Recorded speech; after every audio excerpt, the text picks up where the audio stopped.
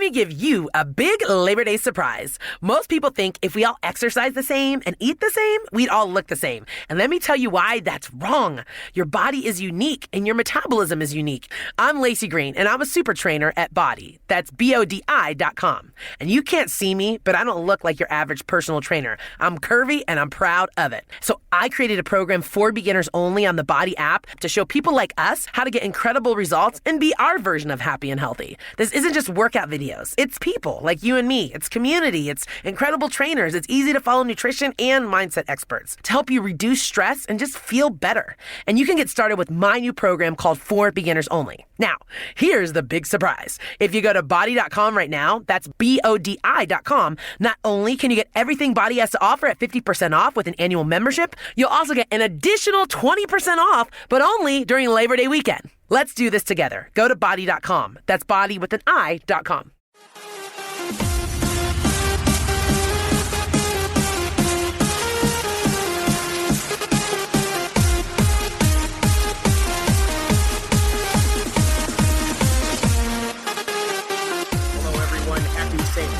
Day. Happy Selection Sunday, and welcome to episode 153 of the DBR podcast. We just learned a couple hours ago the road to the Final Four for Duke, your 2019 ACC champions. So we're going to begin there. First, as always, we'd like to thank our sponsors, GTHCGTH.com, for all your Go to Hell Carolina gear. Also, Bird Campbell for all your business law needs in Florida or Texas. Bird Campbell means business. I am your host this week. I'm Donald. I'm here in DC, which hopefully our team will be at next week as well. Jason and Sam are also with us. Jason in Atlanta, hello. Oh, boy, it was a really, really good weekend to be a Blue Devil fan, and it's about to be the most fun time of the year. It sure is. And let me also bring in Sam Klein. Sam is not – he's heading home to Durham. He's actually – where are you, Sam? I am I'm at Dulles Airport in Washington waiting for my connecting flight home. I'm so sorry, guys, that I missed the show last week. I know we were trying hard for me to figure out how to get on, and I also apologize for any background noise going on here because I am, in fact, standing in an airport. We did have to get this thing out as soon as we could to make sure that folks had this ready to go in the morning because this, as Jason said, it is one of the most exciting days of the year. I'm such a fair weather fan because I missed last week when everything was horrible, and now I'm back when everything seems great again. Duke has the greatest player in college basketball history back on the team and healthy, and things are fun. And luckily enough, on the previous flight that I was on, I had access to TV, so I was able to watch the entire selection show and take notes and the whole thing. So I am fresh off the plane, waiting for another plane, and I am ready to rock. All right. Now boarding. Flight number one. Flight number one to Minneapolis. Oh, no.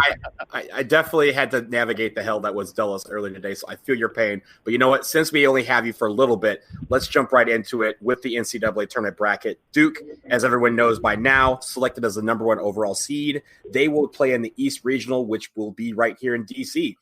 Their first round pod will be in Columbia, South Carolina, starting on Friday, where they will play the winner of North Dakota State and North Carolina Central. So we could have a Bull City Classic on our hands in round one. Sam, let me start with you. I'll give you a couple of metrics here, or not metrics, but a couple other things. We have Michigan State as our 2 seed, LSU as our 3, Virginia Tech as our 4 seed, and we could possibly see a matchup with Johnny Dawkins and UCF in round 2. So, Sam, what do you think of our road to the Final Four? Give us your thoughts. Well, let me just start with the all narrative version of Duke's run to the championship. So as you already noted in the first round, Duke could get North Carolina Central, of course, the team right down the road. There's a lot of connections between Duke and Central. I know that a lot of the coaches are friends with each other, and so there are obvious connections between the programs there. In the second round, they played a legendary game in the 60s. They did play a legendary game. Yes. Yeah. Breaking the color line, even if it was behind closed doors. And then in the second round, Duke could get UCF if they beat VCU. UCF, of course, coached by longtime Duke assistant and Duke legend Johnny Dawkins.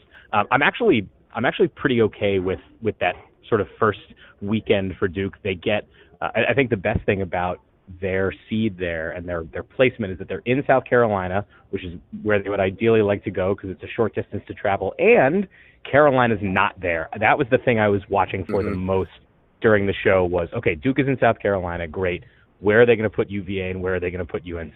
Having UVA in Columbia with us and having UNC in Jacksonville is a huge win for Duke because often, as we've talked about on this show, often Duke ends up playing in the same sub-regional location as UNC, and therefore there are a lot of UNC fans in the area. That won't be the case here, which is awesome for Duke. Then looking ahead, the next round, I think the most fun team for Duke to be playing is Virginia Tech, of course, a team that Duke has already lost to this season. Both teams, when Duke played Virginia Tech, were down perhaps their best player, Zion Williamson on Duke's side, and then Justin Robinson on Virginia Tech's side. So that would be probably a vastly different game than the first one we saw.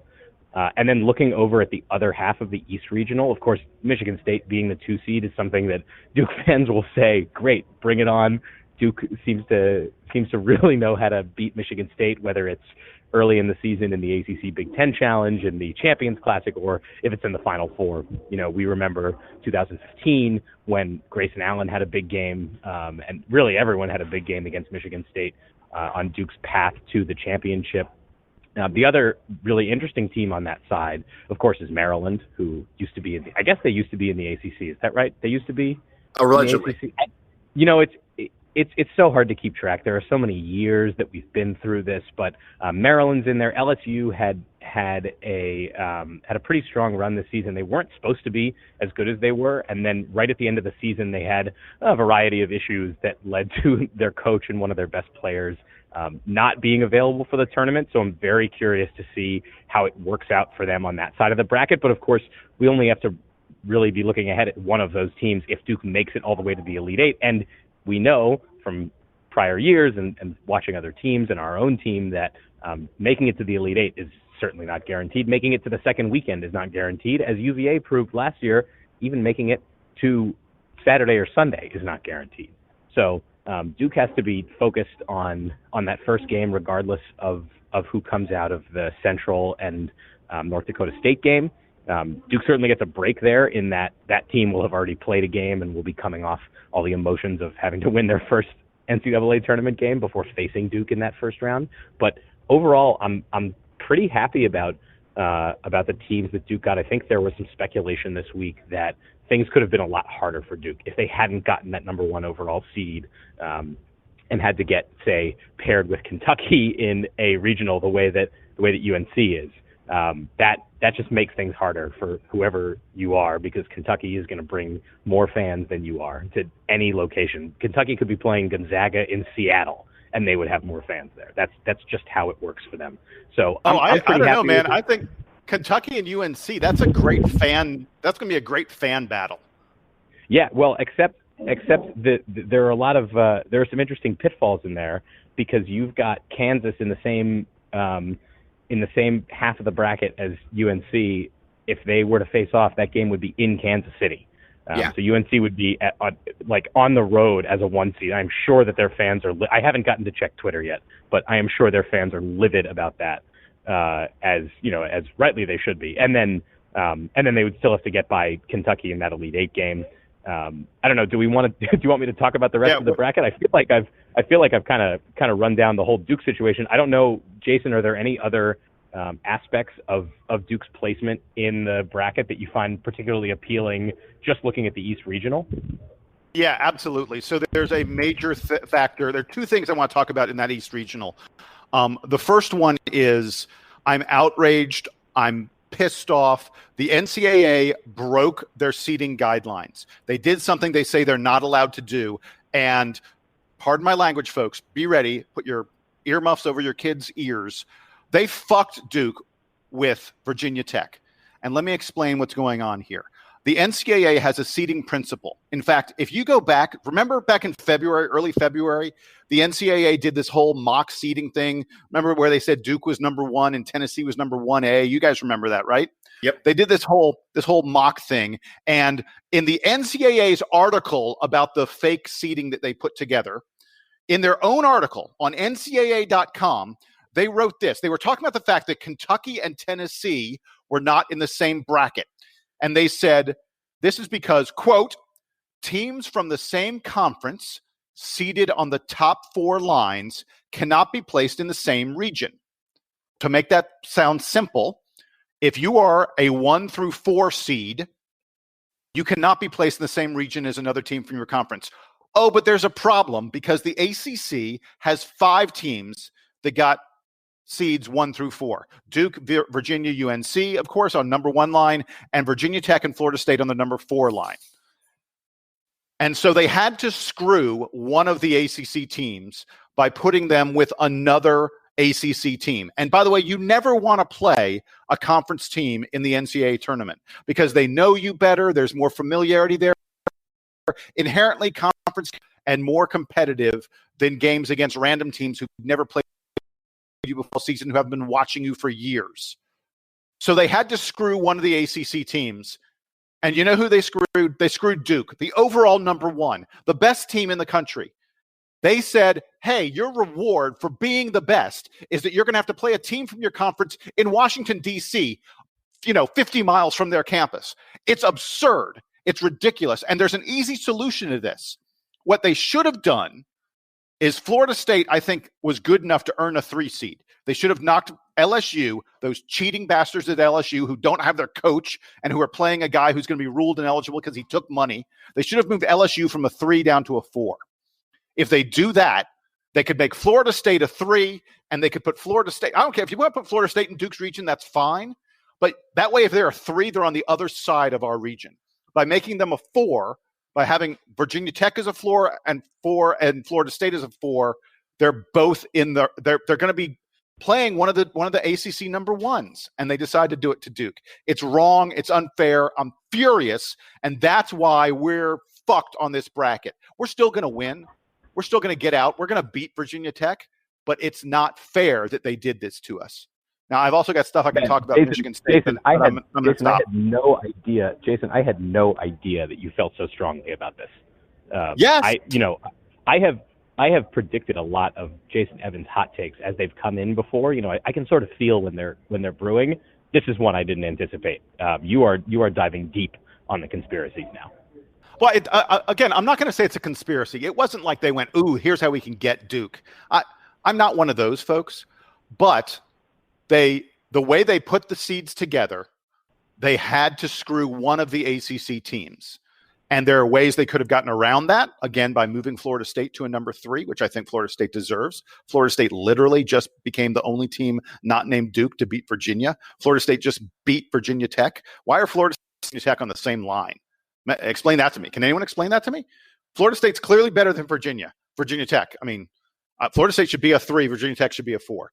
But so once they decided they're going to make Florida State and Virginia Tech 4s, they had to screw someone in the ACC. They should have screwed North Carolina because UNC was the 3rd best ACC team. They were the 3rd of the ACC seeds. Why they screwed the number 1 seed, I don't understand. But so maybe they broke their rules. They broke their rules to do it. So what they ended up doing, perhaps they're punishing themselves for for all the uncertainty about whether or not Duke deserved that number 1 overall seed, given how many games they played without their full starting lineup, and this is their way for compensating for it. Yeah. So during the broadcast, they obviously, after they announced the selections, they interview the head of the committee, and this year it was the AD from Stanford. And he mentioned that geographics, which is something that has come into play in the last few years, geographics won out over some of these matchups. And they mentioned that they were talking about not looking at potential 1-4 or 1-2 matchups. They were looking at taking those top 4 seeds and placing them in the geographic region that made the most sense to them, which is why we have Michigan State in our region, because they figured that Michigan State would be closer to fly to DC than they would Kansas City. And I think that is something where you kind of see that. And when you look at the overall list of teams, you kind of see how those first 3 teams break down.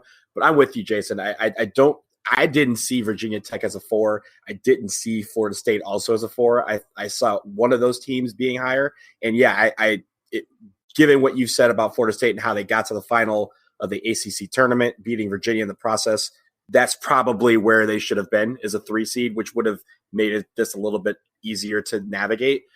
But I feel like with a lot of what they were looking at, they didn't take some of these potential matchups into play. And that's why you have some of these brackets, like Kansas could be in a regional matchup against UNC at home in Kansas City. It's the same rationale that a couple years ago when we were the 2 seed down in Greenville, South Carolina, and had to face South Carolina in South Carolina. We obviously eventually lost that game. But those sort of things are things that the committee does not take into consideration as much as they probably should. Yeah. So let me do another. And UNC got way more screwed on that, I think, than Duke did. Absolutely. I completely agree. Regional underseeding front. I completely agree. The East, Duke's bracket, and the Midwest, Carolina's bracket, are so much stronger than the South and the West. It's a joke. I don't think there's a single team, with the exception of Virginia, who I think is better than UNC. I don't think there's a single team in the South that is better than the corresponding seed in the East or the Midwest. And that's just wrong. And by the way, I'm going to do a mini rant. I promise I won't take a long time on this one. The fact that the NCAA committee uses distance, geography, as their primary determinant in what region to place a team is just stupid. It's just dumb. It's one thing if you're talking about, one of the really, really high seeds, one of the top 4 seeds, or maybe even down to the second line, and you're putting them really close to home, driving distance. If you're talking about driving distance, I get it.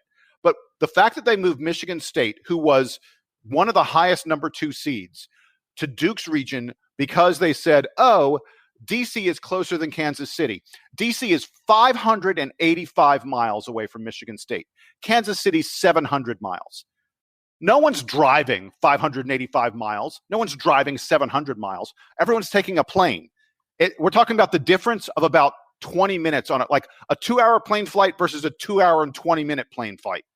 It's absurd that the NCAA committee went, oh, the overall number 1, Duke, we're going to give them this team that was almost a number 1. We're going to give them one of the best number 2 seeds in Michigan State because DC is 115 miles closer to Michigan State than Kansas City is. That's just dumb. And the NCAA, they make rules for themselves that are stupid rules. And so they put themselves in a situation where they make a bracket that people go, why? No sane person would do this. This isn't the smart way to do it. And they do it over and over, year after year, and it's like they don't care that they're idiots. Well, I care, even though Duke's going to win, and it doesn't matter. So I want to shift gears a little bit within the tournament and talk about, I think you guys are ready for this. Let me talk about the net. Okay, so the net, for those of you out there, is the new kind of RPI rating system that the NCAA came with. It's called the NCAA evaluation tool, and that's what the net stands for. But I feel like they didn't use that tool very much in that committee room, because when you look at this bracket, you have a couple of teams like St. John's, who was rated 70th in the 70s in the net rankings. Okay, so even by the NCAA's evaluation tool, they selected a team for the NCAA tournament as an at-large that was not one of the top 68 teams in the country. Meanwhile, there are several teams in the 30s and 40s in their same ranking that did not get a sniff, and not even that, weren't even the first 4 left out. They were the next whatever left out. And it really needs a lot of work. We've talked about it a lot in the season. I mean, from the first rankings when they had, Ohio State was ranked number 1, 3 weeks into the season. I think in the end, the NCAA has to really say that this tool is what it is, which is something that they use just as a graphic on Selection Sunday, because they did not use it in this room. They may I really think they didn't. They probably looked at the eyeball test and kind of just looked at records. I think NC State NC State was the highest ranked team in the net that was left out. I do think they were left out because they had the worst non-conference schedule in the country, but they should just go out and say that. They shouldn't hide behind the net and say, oh, the net is what we're using amongst everything. I think they need to come out and say, here is what we are rating. Here's what we are saying is the what we're looking at and what we're valuing, and they're clearly not valuing the net. Yeah. By the way, Donald, I've got a really interesting theory about what happened to NC State and Clemson, and the ACC got screwed. The ACC absolutely should have had 8, probably 9 teams. It's ridiculous and absurd that Clemson and NC State were left out. And that they took St. John's, and they took like teams that were, you said St. John's was ranked outside the top 68. There were teams ranked in the 60s that got at-large bids. You never should be giving an at-large bid to a team ranked in the 60s. Like 45 or maybe even 50 should be your absolute cutoff. By whatever metric you're using. It's not just the net. Ken Pomeroy's, the BPI, every ranking out there said that NC State and Clemson deserve to be in this tournament. They were ranked in the top 20 or top 30 in all of them. But here's my theory. You pointed out, Donald, that NC State had the worst, not one of the worst, the worst non-conference schedule of any team in the country. And I think the committee went, you know what, NC State, you played nothing but cupcakes. And so we are not going to take you into our tournament. You did not play well enough against good teams for us to reward all those games you played against bad teams, against nothing but bad teams. So they didn't. So they said, we're not taking NC State. So what does that mean for Clemson? Well, NC State, I think, was ahead of Clemson because NC State beat Clemson in the ACC tournament. They were tied in the regular season in the ACC standings. NC State beat Clemson in the ACC tournament. So NC State sort of ahead of Clemson in line. But when they said, we're not taking NC State, when NC State got penalized for their schedule, I think Clemson, because they had to be behind NC State, Clemson got penalized also. And I think that's what happened. Yeah.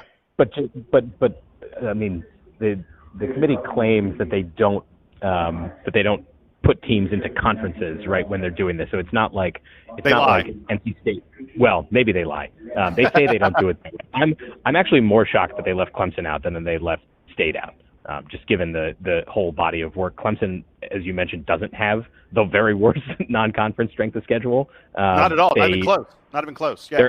They're great across all the metrics. I'm much more surprised that they left Clemson out. I think for NC State, it's very easy to look at that non-conference schedule and say, well, that wasn't great. In fact, it was pretty horrible. We're just going to penalize. We're just going to say, forget it. We don't really care unless you had, a run to the ACC final or had a bunch of great upsets on the road or something like that. I think it's fine to leave NC State out. I'm a little upset about Clemson. I thought the ACC was going to get 8 or 9, as you said, teams in the tournament, and they only ended up with 7. Although it is fun that the ACC has 3 of the number 1 seeds, which is pretty cool. And 3 of the ACC teams are in the East because Louisville is the 7th seed in that bracket. Right. Another way is Jason might point out that Duke kind of gets the short end of being the number 1 overall seed. I at a certain point, I think that there are just too many variables that they're trying to counterweight against each other, and they're not going to be able to please anybody. The thing that gives me a little hope that I think they did do it well is that when I look at the bracket, Jason, I haven't done that same kind of look as far as how does the 1 in each region compare to each other? How does the 2 compare to each other? The 3, et cetera. But when I look at each bracket, I don't see any like 1 or 2 seeds that have the most obvious path.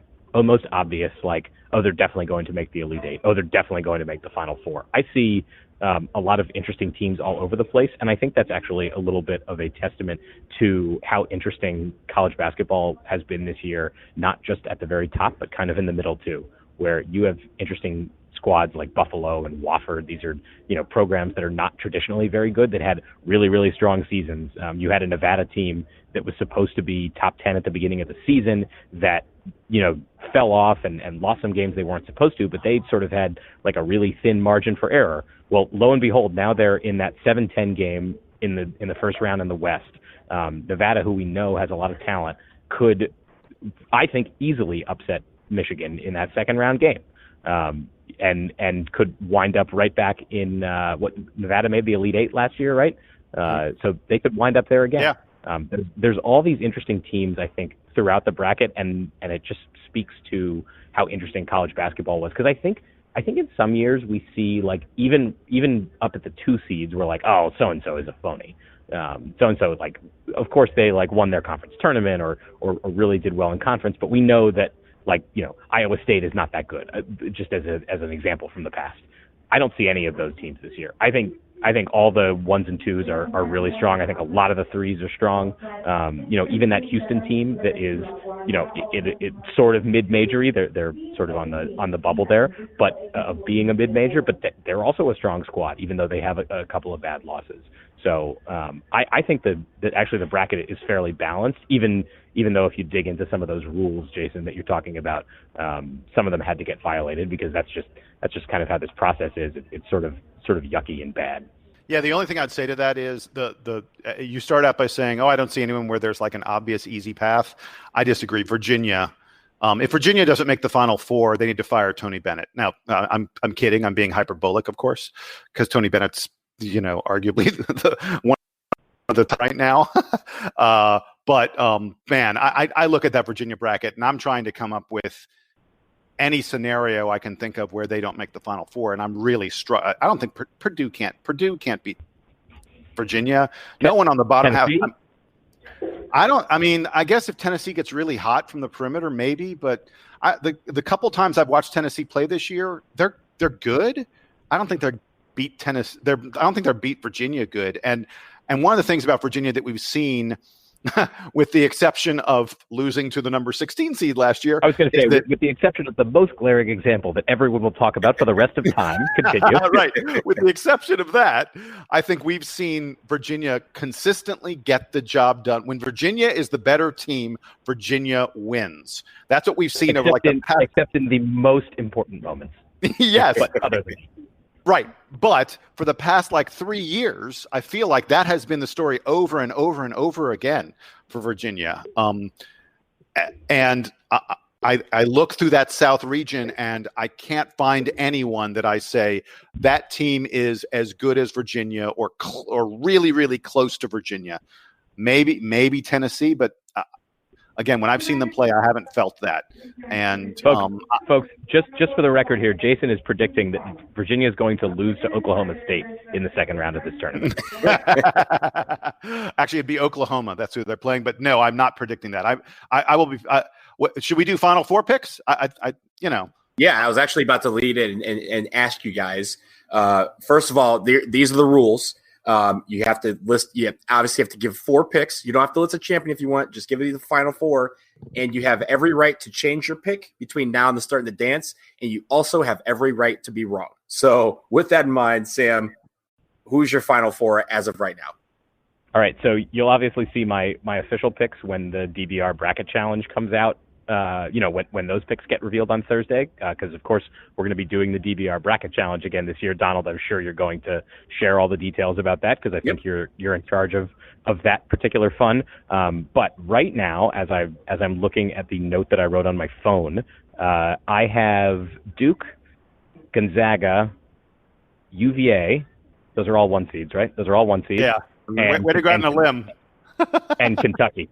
I've got a fairly safe set of picks. I might change those things around, but Duke, Gonzaga, UVA, and Kentucky. Am I picking too much with the heart and not with the head? Who knows? We'll see. It sounds like you're picking with the head, not the heart. I mean, those are all head picks. It's nice It's nice when those things align, right? All right, Jason, what do you got? So I've got. I have Duke. Yes, I have Duke coming out of the East. I know that's a huge shocker. Out West, my early pick, again, thank you. I reserve the right to change it, is Texas Tech. And if not Texas Tech, I may go Florida State. I like both of those teams a lot. Jason, are you a hater of Gonzaga? I'm kind of not. I'm not a believer because they beat Duke on a neutral court earlier this season. Because they haven't played anyone in 4 months. That's why. So anyway, moving on in the South, I've got Virginia. I teed that up a moment ago. I'll be shocked if anyone but Virginia comes out of the South. And like Sam, I've got Kentucky coming out of the Midwest. So I have Duke obviously in the East. I have Gonzaga in the West. I have Tennessee coming out of the South because I'll say it. I just don't trust UVA in the tournament. I don't think they're going to lose in the first round again. But I do think that they will probably fall to a team that can run up and down the floor and get a lot of points, and that is Tennessee. Virginia's definitely going to leave all their starters in for the entire game. Oh, the entire game. Absolutely. They're gonna actually try and force overtime just so they can run the score up some more. Yeah, in that first game. Somehow. And here's the thing: in the Midwest, I've been going back and forth just the last few hours, and this is probably going to change. But right now, I have UNC because I do think that they somehow find a way to get to the Final Four in years that they probably shouldn't. This year is a year that they if they're in the Final Four, they would probably, you could say that they should be there. So I have them right now. That's probably going to change. The Gonzaga pick may also change based on how I feel basically Thursday morning. But I have Duke, Gonzaga, Tennessee, and UNC in my Final Four so far. But for those of you out there who want to get in on the action, as Sam alluded to, we have a DBR bracket challenge. I've posted the link in the DBR forums, so you could go there, register. You can fill out one bracket. You can enter one bracket into this thing. Last year, I think we had like 228 different brackets. But the winner of the DBR bracket challenge will get to have a guest segment on this very show sometime after the season. So that will be we had one last year. It was like, I thought it was pretty good that we did last year. So we're going to do that again. Again, the DBR bracket challenge is run through Yahoo. It's on the forums right now, so you can go click on that link and register, and may the best player win.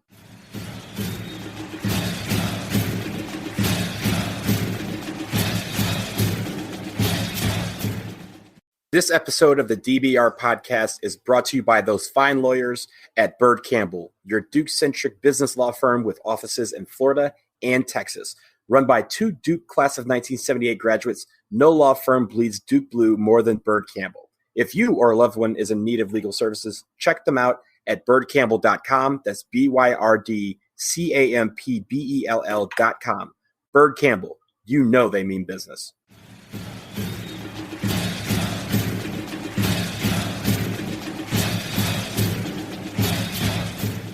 Okay, guys, we are now going to move on to the ACC tournament.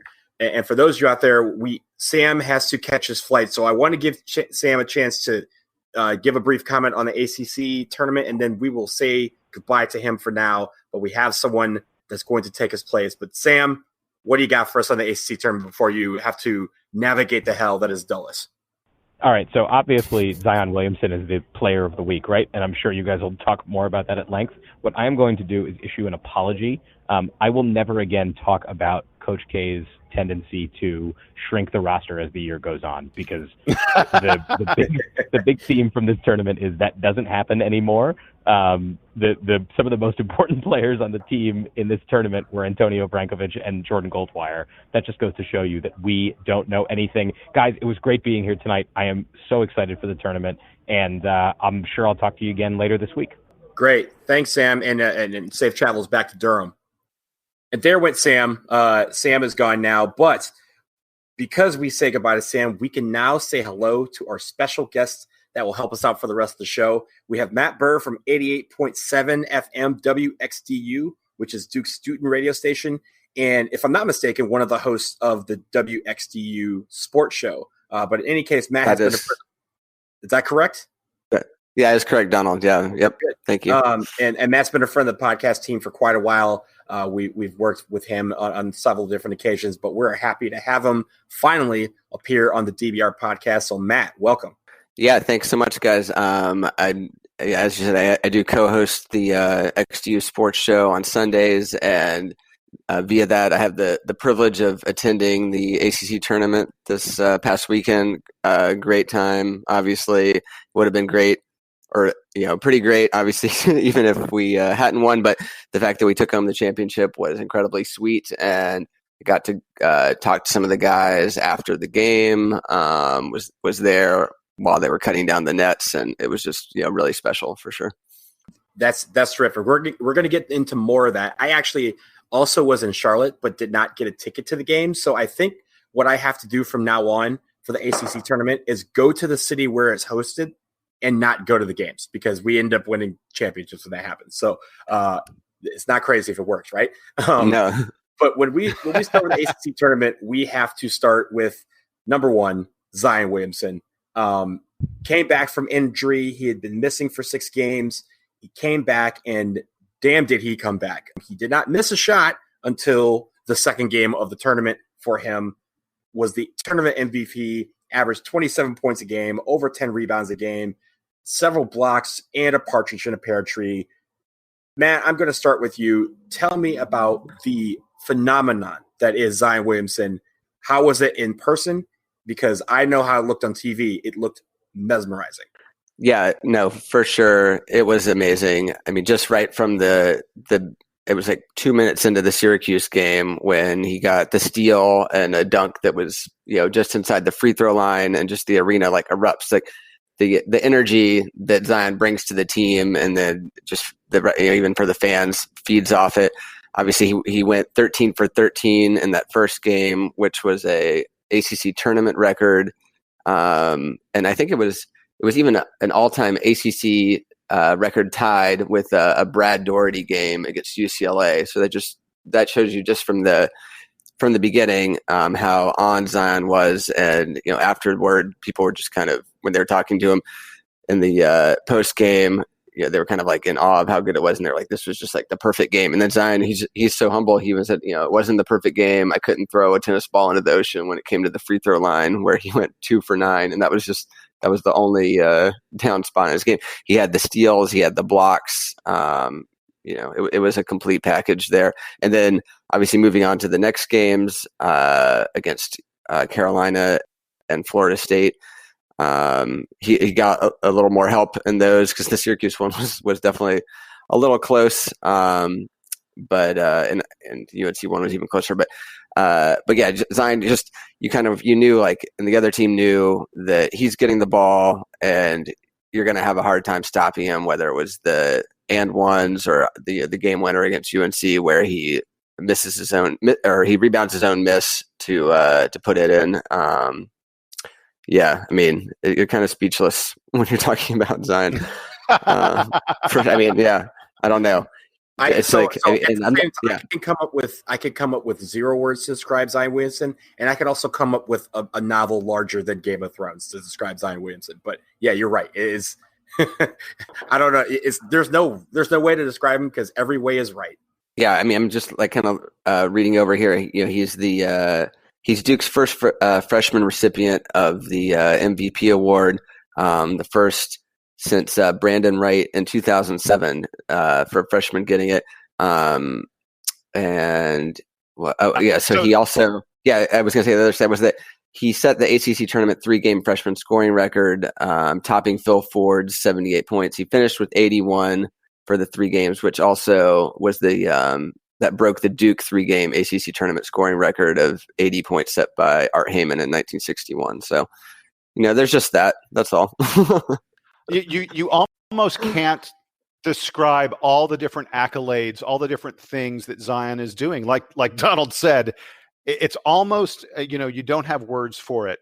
He's the first player in history to win ACC Freshman of the Year, ACC Player of the Year, and ACC Tournament MVP. Come on. I mean, it's just like, and the only reason crazy. He didn't get Defensive Player of the Year is because we didn't put him up for it, because he probably would have wanted to. I'm going to rant about that in just a little bit. Believe me. If you gave me even money right now, I would place a large bet. And in fact, I'll put this out here to the entire DBR podcast community. Folks, if you want to make a wager with me right now, even money, will Zion Williamson be in the NBA Hall of Fame someday? Not will he be an all-star, not will he be all-NBA. Will he be in the Hall of Fame someday? I'm betting on Zion making the Hall of Fame. I'm good. I'll make that wager with you right now. I've been looking. Yeah, I'm serious. I've been looking at old drafts and old, All-American and Player of the Year rankings and things like that. I'm trying to find the last college player who was this dominant at both ends of the floor, this great on offense, this great on defense. The last guy who was this much of a sure thing of an NBA prospect, the last guy who controlled the college basketball landscape as much as him. I went back to Anthony Davis, and I think a lot of people are saying Anthony Davis is the best comparison.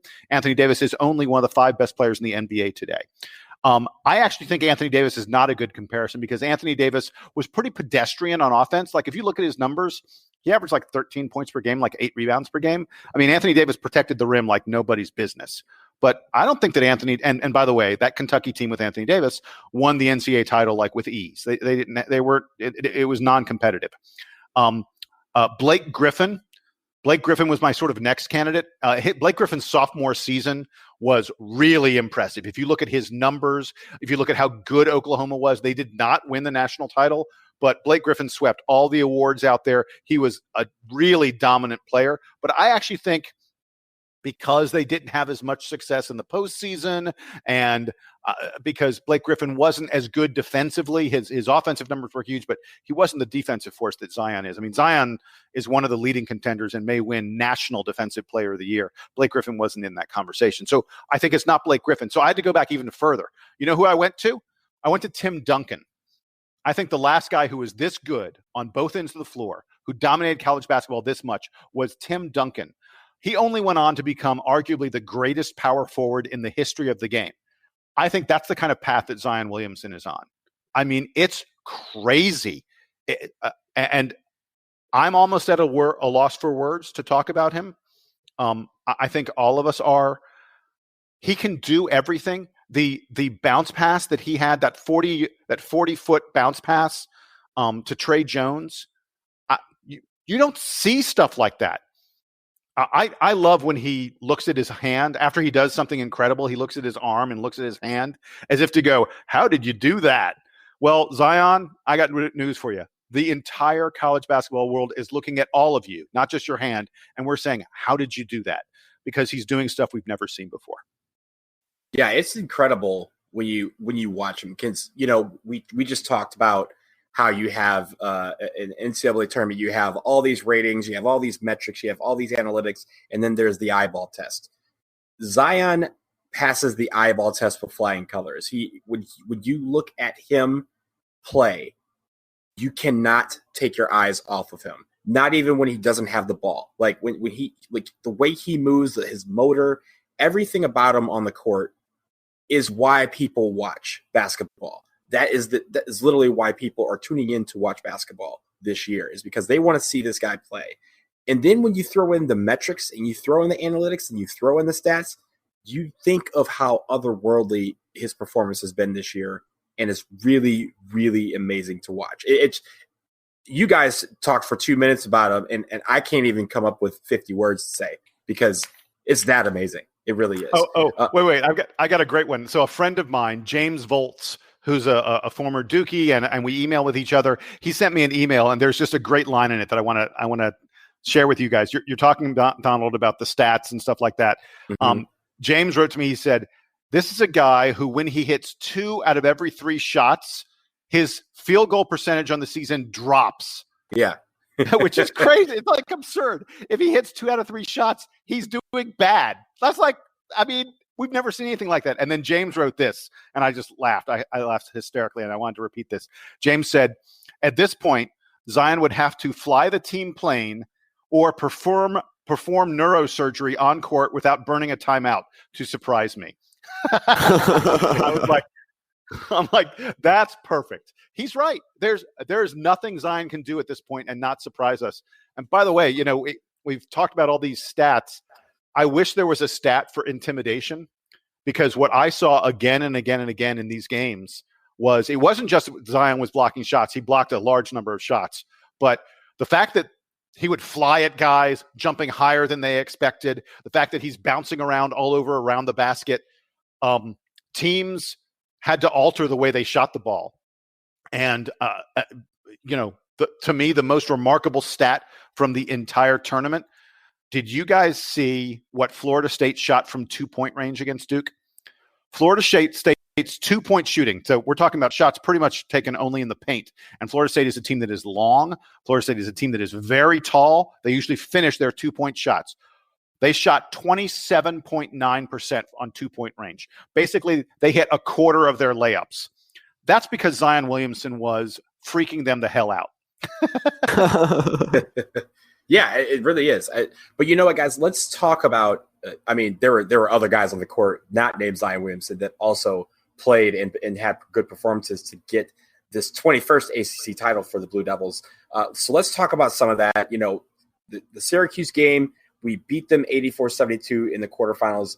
And speaking merely for myself, that UNC game was a classic, an absolute beast of a game that if you were a neutral fan of college basketball, you would want to see that over and over. But naturally, I never want to see that game happen again because my team was in that game and I had to deal with the ups and downs. I was literally pacing outside of a bar in Charlotte for the last 10 minutes of that game, because everything was such at a feverish pace and you had to watch every single second of that game. And then finally we go to Florida. We play Florida State. We beat them 73-63 to cut down the nets in Charlotte. Tell me, what was the performance of the weekend for you guys? I'll start with you, Jason. The performance of the weekend by a guy not named Zion. Well, so I think it was Trey Jones. And I feel like Trey is elevating his game the same kind of way that Tyus Jones did at the end of Tyus' senior year. Trey averaged right around 15 points per game in the ACC tournament, including that 18-point final game against Florida State. That was his career high, by the way, that 18-point game. He had 18 assists with only 8 turnovers. He had 10 rebounds, 5 steals.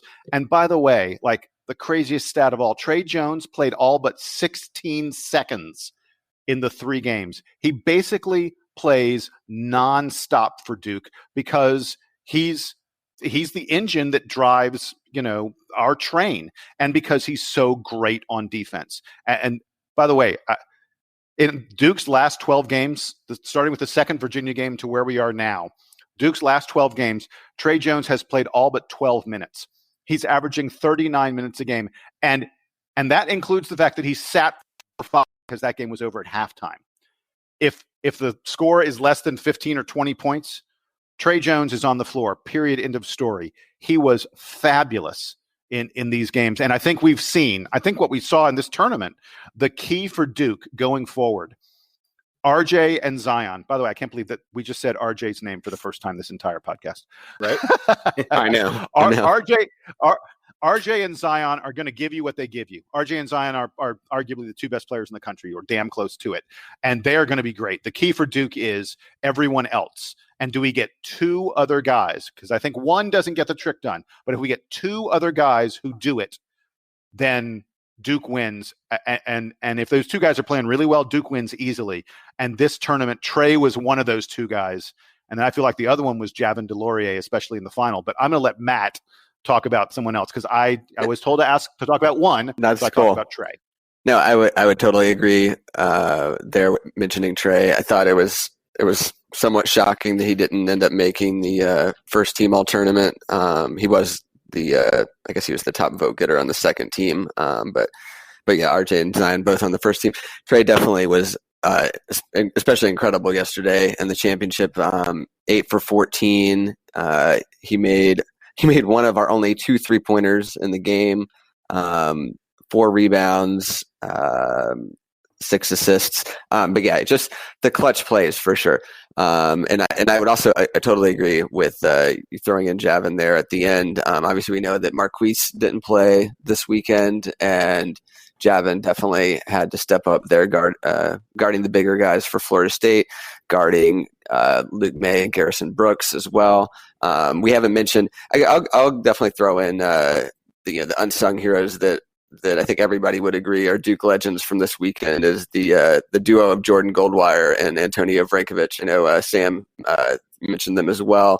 For that game against Carolina, I mean, that was just Jordan Goldwire. We saw him have his day in the sun there in the Louisville comeback game, but coming in against UNC after he came in to guard UNC's Cam Johnson, who had scored 14 points in what seemed like 3 or 4 minutes to start the game, and I think after that maybe Cam only scored 9 more the rest of the game. Jordan was phenomenal. Besides locking up someone that is several inches taller than him, Coach K specifically pointed out his ability to get back on the break and prevent the UNC runouts that we know that they live on. after makes or misses. He just was really praising Jordan's athleticism and his awareness to get back and break that up and cause them to play a more of a half court game. And then obviously Antonio, he's played even less than Jordan over the season and his career, but he's obviously a team player, and he comes in there after Javin picks up the quick fouls that we know he tends to do sometimes, and just provided that big body that we needed. And actually, I'm looking at the plus minus here for the UNC game, and Antonio was plus 12. 14. It says plus 12 on the thing I'm looking at. It's the highest one. The next highest is Jordan with a plus 4. So that just tells you something. And I mean, there was the one play, several, but there's the Antonio passing to Jordan for a layup. I mean, that's not something you would expect to happen, obviously, in a game like that. You had Antonio blocking Luke May. That was something that he specifically pointed out in the post game as kind of the highlight for him. And Coach K even mentioned too. He's like, if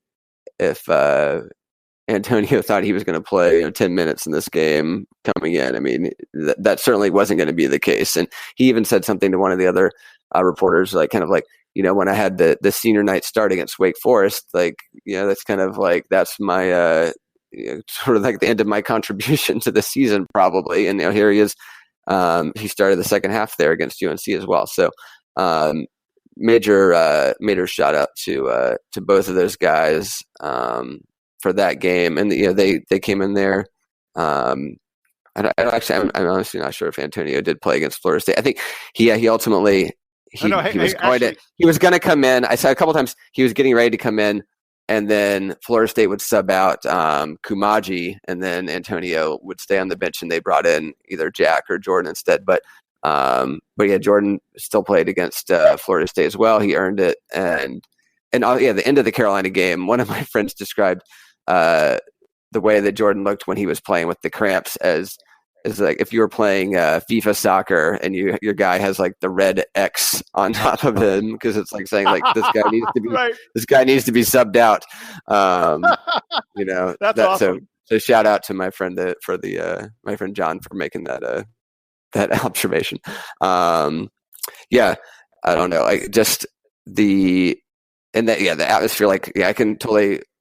Imagine you, Donald, pacing, watching that game. It was incredibly tense. Normally, when I'm at our games in Cameron, I am able to sit courtside. Incredibly, blessed for that. And you have to be, even though I'm a Duke partisan, you got to, appear professional. There's no pumping your fist and stuff like that. But in this game, I wasn't one of the courtside people. I was with a lot of the other media people that were kind of like in the like mezzanine club level. And it was still like a great view, but I felt like I could, I was being a little more demonstrative sitting next to a couple of the other Duke blogger people. We're just like, yeah, come on. They're like, make this free throw and what have you. It was really, really tense. Obviously it was like a 75-80% Carolina crowd in that game. Back and forth second half. I think like maybe the largest lead was 5 or 6 for either side. I don't know. You come down to the end, and we're up 1 after the Zion put back. RJ's fouled, and you're kind of just like, all right, just come on, RJ, make one or maybe both. And he hasn't been a incredible free throw shooter this year, but I do think he's good in the clutch. So I really expected him to make one, and then when he misses the second one, they're just kind of coming down. I had flashbacks to the Duke Butler national championship game where you're just kind of like it had been off a free throw, missed, and there's guys putting up a long shot, and you're kind of like just hanging. Is this going to go in? And then just like no, and then the follow. Honestly, I haven't even like seen if the follow was. I guess it did get off in time and just missed. I was sort of on the opposite basket of that and haven't like even like studied it enough to realize if that would have counted. But just like the reaction of like the Duke fans in the building when when the buzzer went off, you're just like relief, because we just couldn't lose to them 3 times, honestly. And I really liked, someone posted a video of the like team huddle in the locker room or in the hallway before the game, and you could hear Javin speaking up and just kind of being like, this is personal. We can't lose to these guys 3 times, despite whatever, disregard the seeding of the NCAA tournament, which we know it was important, but you just, we needed to win that one. And, you move on to the Florida State one. And it's just kind of like that one, we were down maybe 7 or 8 in the first half. And you're kind of like, we're a little flat. They're making a lot of threes. They made all but I think 1 free throw. Kabengele was funny how Kabengele doesn't start because Kumaji, even though I think he made his first 2 shots and then went out, and then Kabengele comes in and starts sort of lighting it up, and I'm like, well, Leonard, come on, bring Kumaji back in here. But yeah, we just credit to the team for coming back after being down 7 and getting it tied at halftime, and then you kind of felt good about it. They really pulled away in the second half, and finally Cam, when he made that 3 kind of it was in front of the Duke family section, and it rolled in, and you're just like, all right, like, we can put this one on ice. I don't know, I'm kind of rambling, but it was really fun. It was great to be there. So for me, I think you guys talked about a couple of guys that I wanted to talk about when we talk about guys not named Zion. So I'll talk about RJ Barrett because we really haven't discussed him that much on this podcast. And he had a great, 3 series of games. When we talk about this machine that is Zion, you have to talk about what it means for someone who is supposed to be on the same level and mentioned in the same light as him, having to kind of take a back seat to him. And I think RJ was able to provide the offense that he normally provides, to provide, that spark that we needed at key plays of the game, at key moments of the game. And he was able to do that extremely well while serving kind of as the back, one of the backup singers, if you will, to that machine. When we talk about this ACC tournament, we're going to talk about it being the Zion tournament.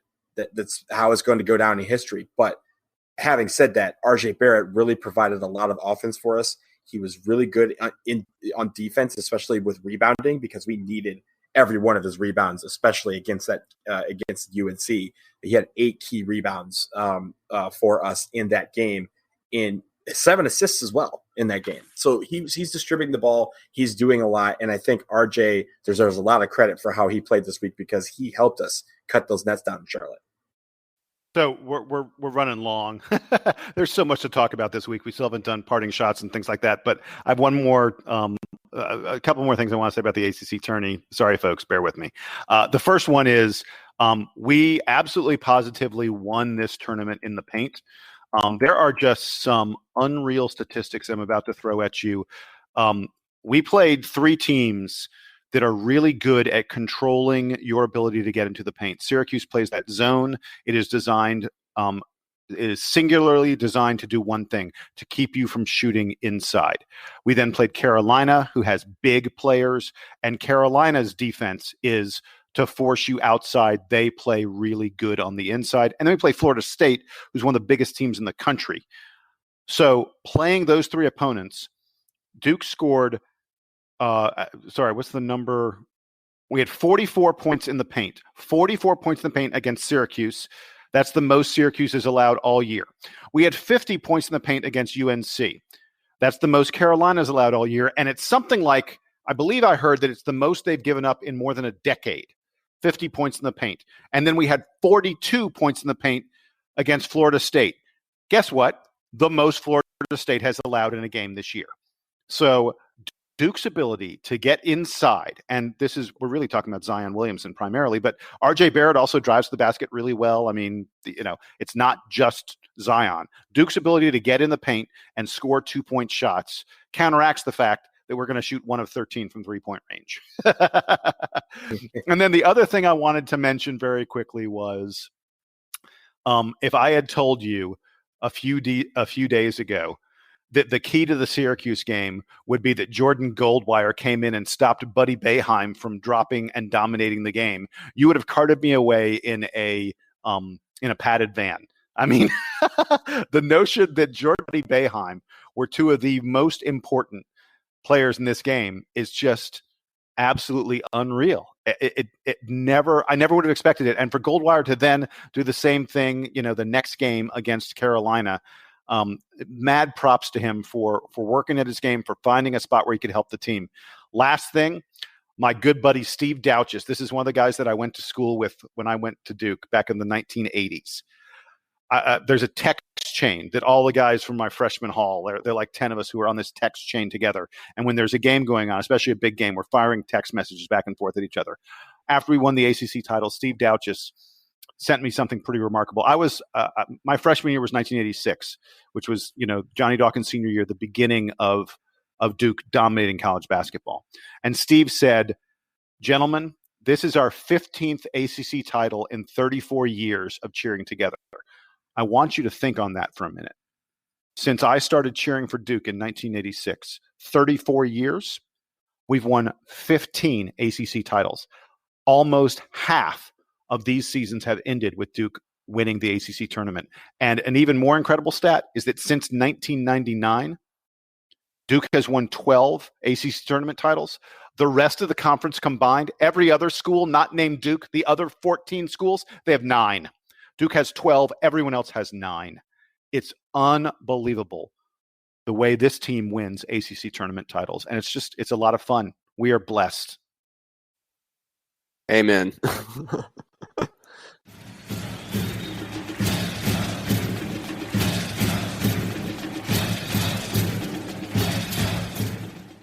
The DBR podcast is brought to you by GTHCGTH.com. As any Duke fan knows, that stands for Go to Hell, Carolina, Go to Hell. And it is the go-to website for Go to Hell, Carolina, Go to Hell branded hats, t-shirts, rally towels, foam fingers, and other gear that shows off your true feelings for those cheaters 12 miles down the road.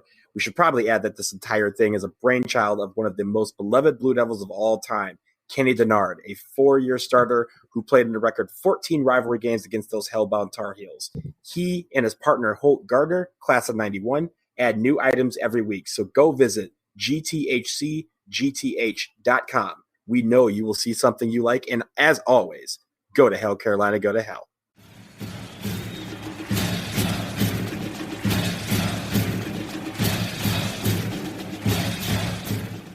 Okay, guys, we are not doing Player of the Week this week because we all know who that was. That was Zion Williamson.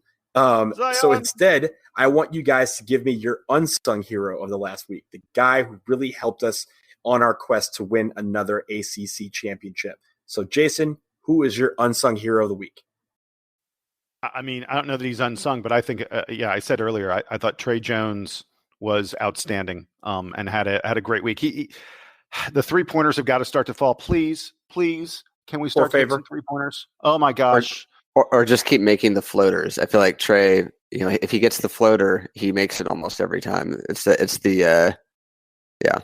don't know.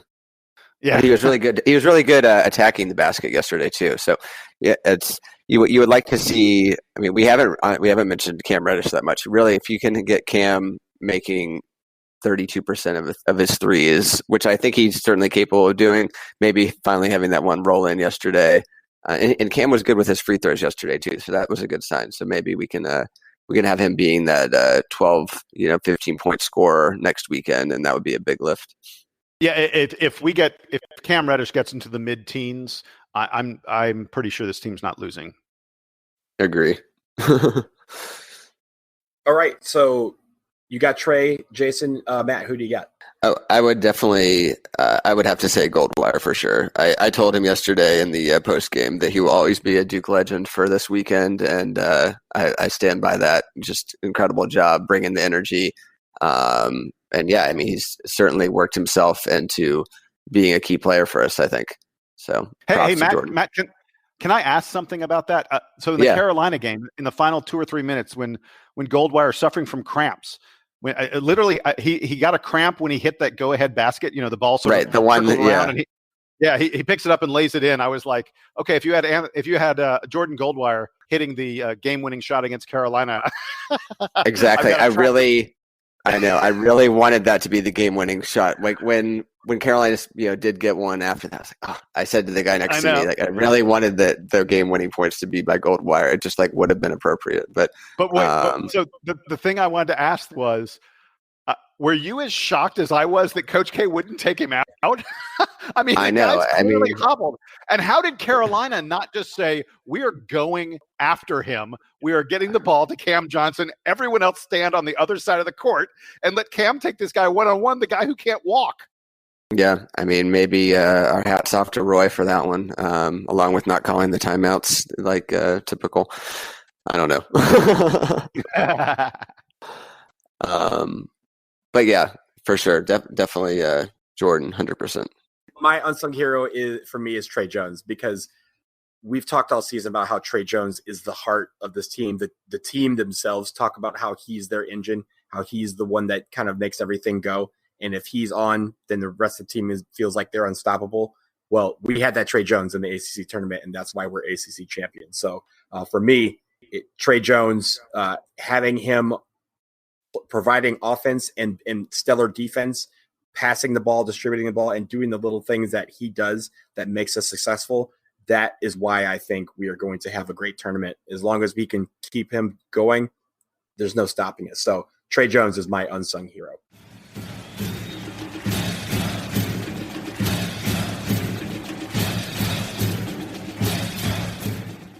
And that brings us to parting shots. So, Jason, I will go to you first.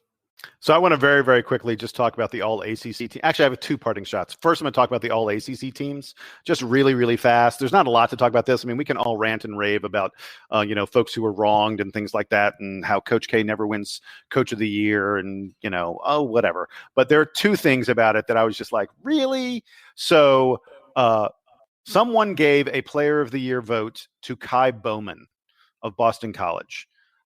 I think it was awful nice of the ACC to give Kai Bowman's mother one of the ballots and allow her to fill it out, because there's absolutely no other justification other than Kai Bowman's mother or grandmother or something like that filling out or girlfriend filling out a ballot. There's no way you can justify giving a Player of the Year vote to Kai Bowman. It's impossible. It's like a joke. And then the other thing that was a joke was RJ Barrett was not unanimous first team all freshman ACC. There are four voters. There are four voters who put together an ACC all-freshman team that didn't include the leading freshman scorer in ACC history.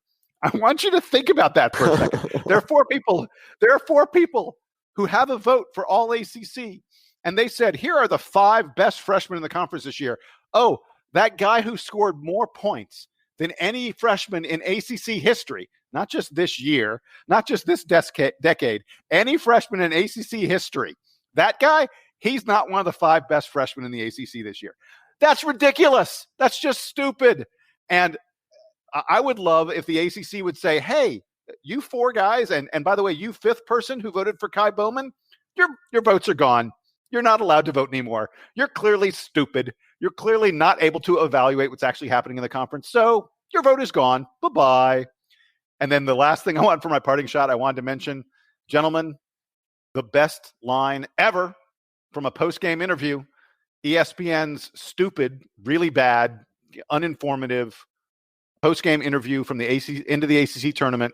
I forget her name. I don't want to give her publicity, so I'm glad I'm not mentioning her name. She turns to Zion Williamson and she said, "What's your mentality now that we're in the postseason?" And Zion said two words. Zion said, "Killers kill." I love that. I love that. She goes, "What's your mentality now that you're in the postseason?" And Zion looks at her and he goes, "Killers kill." That's my parting shot, baby. Killers kill. Duke's about to kill. Okay, thanks, Jason, for that. I agree with you. Some people are stupid, and that's why we have votes like we have in the ACC, all ACC freshmen, where some people decide to leave RJ Barrett off. But if they want to be stupid, that's their life. But Matt, what is your parting shot? Yeah, I just wanted to, I think, throw one more accolade Zion's way about just how much candor and how humble he is, because I got to listen to him yesterday in the locker room when he comes back into the locker room. First of all, from being there at the podium, he immediately calls out for Mike Buckmeyer, his interview sidekick, and Mike comes over there. So that's that one thing just shows the I don't know, camaraderie on the team, that the last guy on the bench is always there next to the number one guy when he does his interviews. But Zion was talking at the end about his mother and just kind of the role that she played in his time out, and it was really touching. And it's not something that I would think just everybody, especially an 18-year-old who everybody is looking at, would kind of open up about. But I definitely recommend kind of reading further. There's a few people wrote articles about it. I'm looking at one now for the North State Journal, NSJ Online, and he just he kind of said how when he was back in the hallway during the shoe blowout UNC game, he was trying to jog and he just couldn't do it, and his stepdad comes in, and then his mom comes in. His mom's kind of it's going to be all right, and she told him that he'd be back. And obviously we've heard all the opinions on whether he should or shouldn't have come back, but you can just see that he really enjoys playing with his brothers, as they would say. And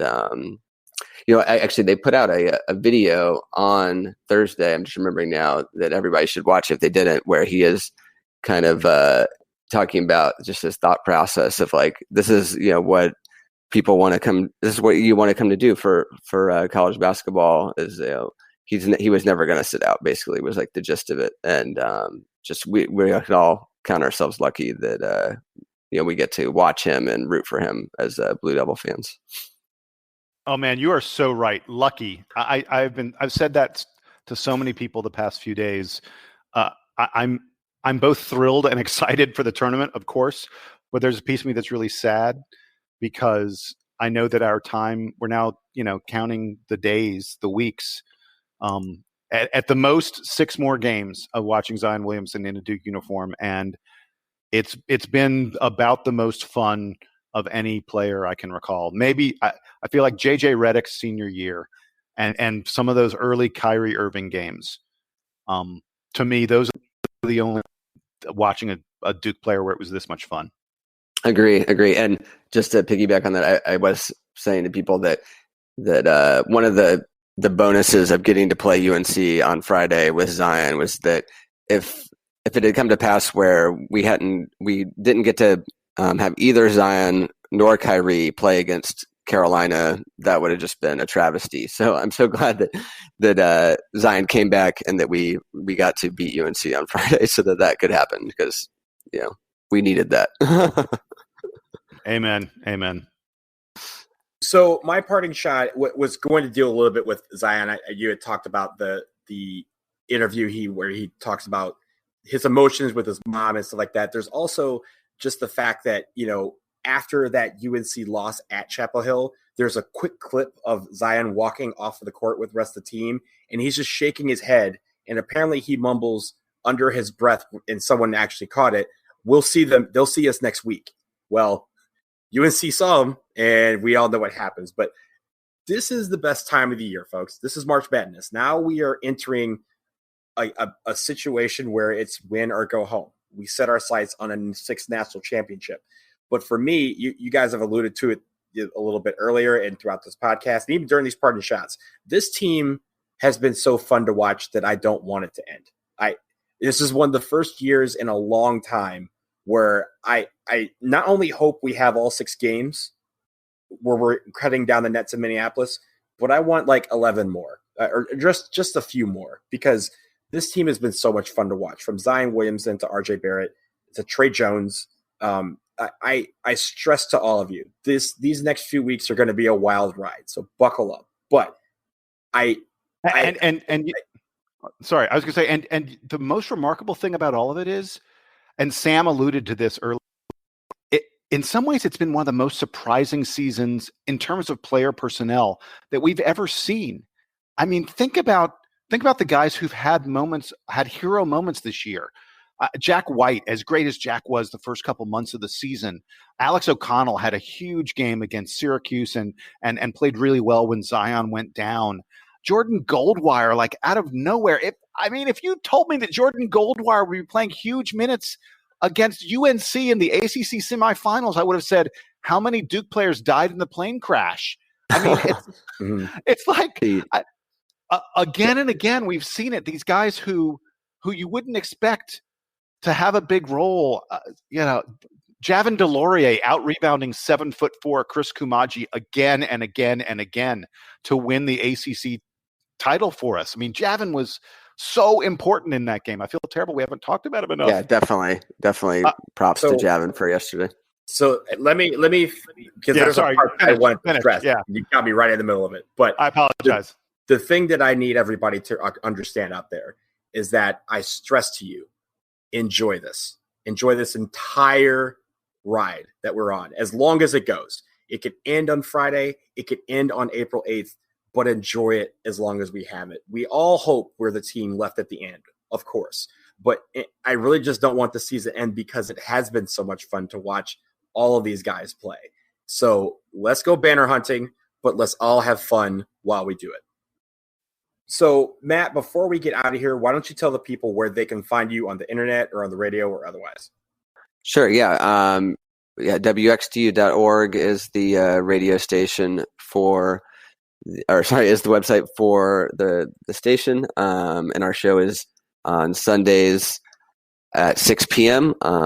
Next Sunday, I'm actually going to be in Los Angeles on my kids' spring break, and hopefully I'll get to watch our Sunday game in LA and do maybe do like how you guys do with the conference calls over the interwebs. But we also have a WXDU Sports as our Twitter that my co-host Angelo is the main one that runs that. And we usually tweet out photos from either the locker room or also in the shoot-arounds, and those are always kind of candid and fun. So yeah, thanks for having me on. And And tell us the Twitter handles just so. WXGU Sports is what it is, just like that, all together. All right, there it is, guys, and that will do it for episode 153 of the DBR podcast. We'd like to thank all of you guys out there for tuning in. I know this is kind of on the long side, but of course we have to talk about a lot of stuff. So we're glad you're still here at the end. Thank you, Matt, for joining us, and for Sam, who is somewhere in the friendly skies above Virginia right now. For Jason down in Atlanta, I am Donald in DC. We will check you guys out probably after the first round matchup is concluded. At some point, we will probably do a preview of the second game. But until then, let's have some fun, ladies and gentlemen. It's March Madness. Duke Band. Thank you so much.